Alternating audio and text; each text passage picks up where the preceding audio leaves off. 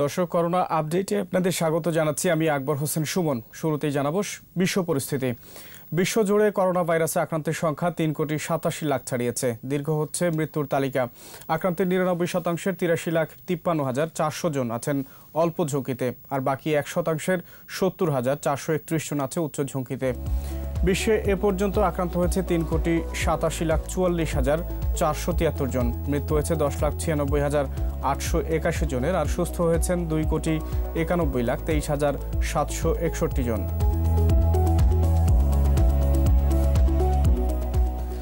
একদিনে আক্রান্ত হয়েছে 3,81,466 জন। মৃতের তালিকায় যুক্ত হয়েছে 6,083 জন।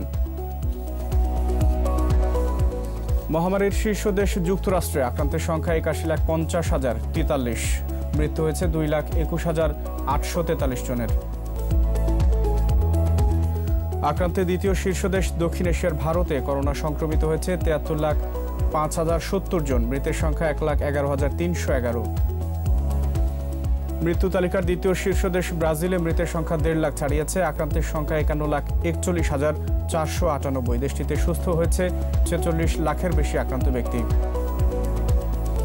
রাশিয়ায় আক্রান্তের সংখ্যা 13,40,409। মৃত্যু হয়েছে 23,205 জনের। সুস্থ হয়েছে 10 লাখের বেশি আক্রান্ত ব্যক্তি।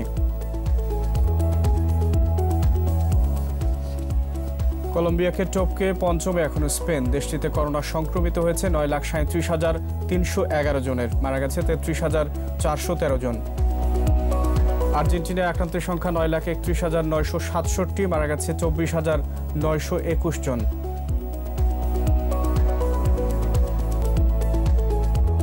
কলম্বিয়ায় কোভিড আক্রান্তের সংখ্যা 9 লাখের বেশি। মৃতের সংখ্যা 28,306।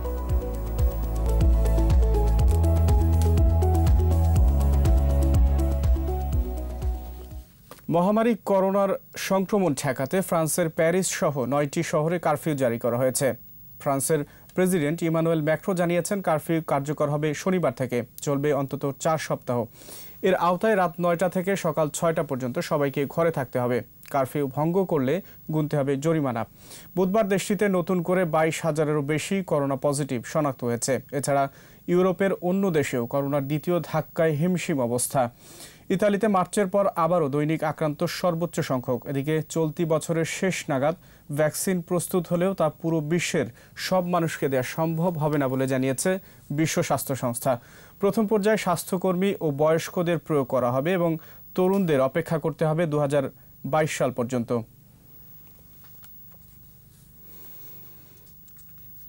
জেনে নেব স্বাস্থ্য অধিদপ্তরের সবশেষ তথ্য। বুধবার কোভিড-19-এ দেশে আরও 16 জনের মৃত্যু হয়েছে। মৃতের সংখ্যা বেড়ে 5,593। এ পর্যন্ত সবচেয়ে বেশি মৃত্যু ঢাকা বিভাগে 2,854 জন। এর পরের অবস্থান চট্টগ্রাম বিভাগে, মারা গেছে 1,124 জন। স্বাস্থ্য অধিদপ্তরের ওয়েবসাইটে করোনা সংক্রান্ত তথ্য বলছে, 221তম দিনে দেশে 109টি ল্যাবে 14,441টি নমুনা পরীক্ষায় শনাক্ত হয়েছে 1,684 জন। শনাক্তের সংখ্যা বেড়ে 3,82,959। নতুন 1,576 জন সহ সুস্থ হয়েছে 2,97,449 জন।